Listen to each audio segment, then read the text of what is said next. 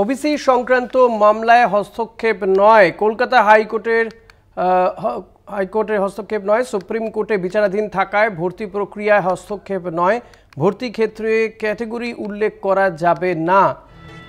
OBC মামলায় হস্তক্ষেপ নয়, সুপ্রিম কোর্টে মামলাটি বিচারাধীন থাকায় ভর্তি প্রক্রিয়ায় হস্তক্ষেপ নয়, ভর্তি ক্ষেত্রে ক্যাটাগরি উল্লেখ করা যাবে না, এমনটাই জানিয়ে দেওয়া হয়েছে হাইকোর্টের পক্ষ থেকে।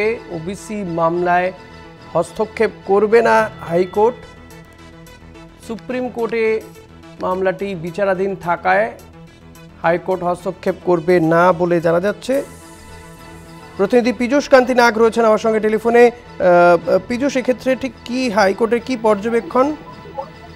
দেখো, উচ্চশিক্ষায় যে বিশ্ববিদ্যালয় এবং কলেজগুলিতে যে ভর্তির প্রক্রিয়া চলছে সেই প্রক্রিয়ার উপরে কোনো রকম হস্তক্ষেপ করলো না কলকাতা হাইকোর্ট।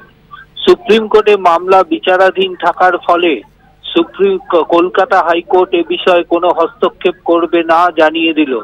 মূলত ওবিসি সংক্রান্ত গত 17 জুন যে নির্দেশিকা জারি করেছিলেন বিচারপতি তপব্রত চক্রবর্তী এবং বিচারপতি রাজাশেখর মান্তার ডিভিশন বেঞ্চ, সেই রায়ের পরে রাজ্যের বিভিন্ন উচ্চশিক্ষার পোর্টাল অর্থাৎ কলেজ ভর্তির পোর্টালে এবং পরবর্তীকালে এসএসসির যে নিয়োগ সংক্রান্ত যে বিজ্ঞপ্তি তাতে এই ওবিসির বিষয়টি উল্লেখ ছিল, কিন্তু সেই বিষয়টিকেই সামনে এনে আদালত অবমাননা করা হয়েছে এমন একটি মামলা দায়ের হয়।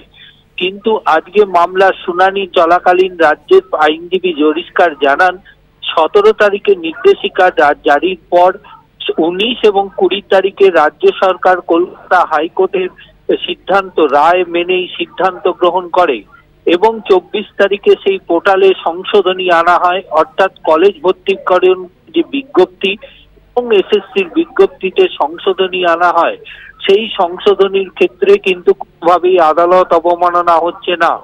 এরপরে বিচারপতির কাছে 19 এবং 20 তারিখের বিজ্ঞপ্তি দেখিয়ে আবেদনকারীরা দাবি জানালে বিচারপতি রাজাশেখর মান্তা পরিষ্কার জানান যে তাদের যে নির্দেশিকা রয়েছে তা চ্যালেঞ্জ জানিয়ে সুপ্রিম কোর্টে আবেদন জানিয়েছে রাজ্য, অর্থাৎ সুপ্রিম কোর্টও তো তাদের আবেদনের উপরে স্থগিতাদেশ দিতে পারে।